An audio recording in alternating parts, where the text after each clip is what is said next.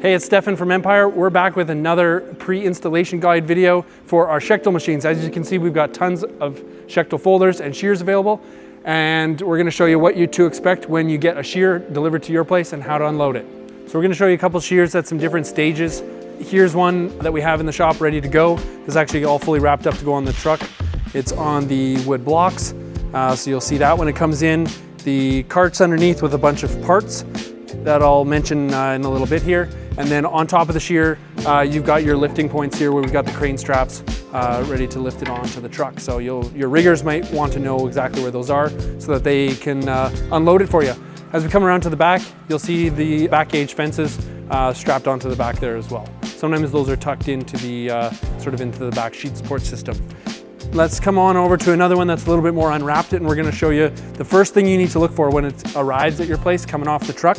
The first thing is actually these two packages here. There's one quite heavy, these plates. There's two zip tied together, and then this box here has two more small plates that I will show you where they go. But these need to be pulled out. They're typically going to be in the material cart at the bottom here, or strapped onto the top of the shear. Once it comes off the truck, find those plates because those go underneath the shear on the floor. And when your riggers are there, you don't want to be paying extra to have them come back and lift it up for you. So before you put it down on the floor in the shop, look for those plates, pull them out, and I'll show you where those go. Let's move on over to this other shear here.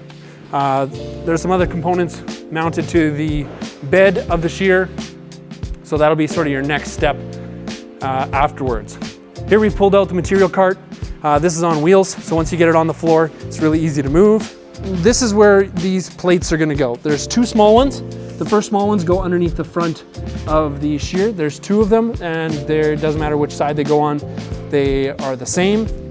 You wanna get these lined up perfectly underneath the shear. This one's just not quite leveled on the floor, but these are to help with your floor leveling. And you're gonna place them underneath the shear and open up this box.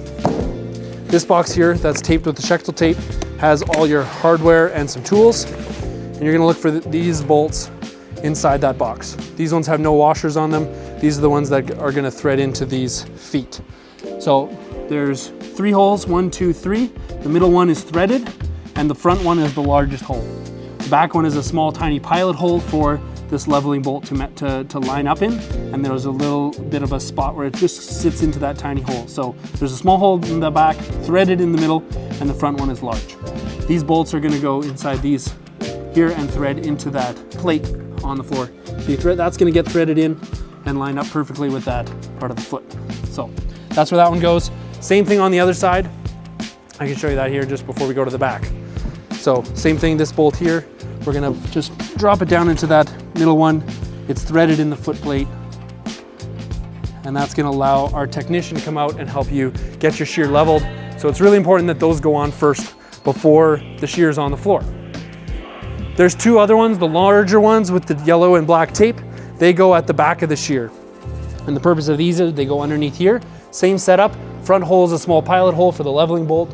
Middle one is threaded. And then these are important. These are left and right. There's one for the left and one for the right of the shear because these are what your back gauge fences rest on for your back gauge. So you need to make sure that these are figured out. In the manual, it shows these holes here are slightly off center to the outside of the shear. Off to the right, this is the one.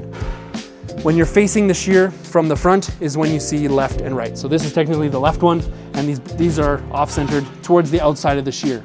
Same thing, you line them up underneath the foot, and you're gonna try and get that thread bolt right in the center where the threads are, and the tiny hole in the front for the leveling bolt. So that's that one. Coming over to the other side here, same type of thing. This is the right side of the shear, so these two bolts or threaded holes over here are off center towards the outside of the shear. And same thing, so that's your right one. So make sure you pull those out first, whether it's still on the truck and you see them. Look for the yellow and black tape, it should be visible. Pull them out as soon as you get it off the truck and before you're getting it into your shop on the floor. That's number one.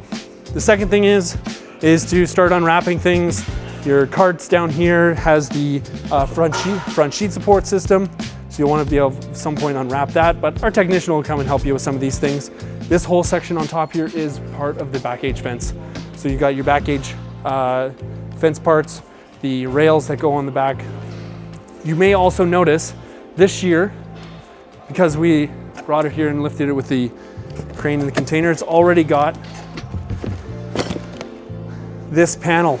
And this panel is just got these Torx bolts holding it down. Typically this is going to be removed and mounted somehow strapped to the back so that we can strap the shear down to the truck. So this will want to get put back on as well. It's easy to spot. It's got these simple Torx bolts. They'll either be in a bag in the box or just strapped with the machine. Our technician, again, can help you find those when he comes to help do the install. But if you're doing it on your own or we're not able to get there yet, that panel goes on. It's easy to spot. It's got the Empire logo on it. And that's pretty much straightforward with the shears. These are some brackets holding on these parts. So those bolts just come out, and then all of this stuff is free to come off of the bed of the shear to get installed on the back gauge. And this is where your sheet support arm in the front is going to get mounted to the front of the shear, and your squaring arm is going to go on this side.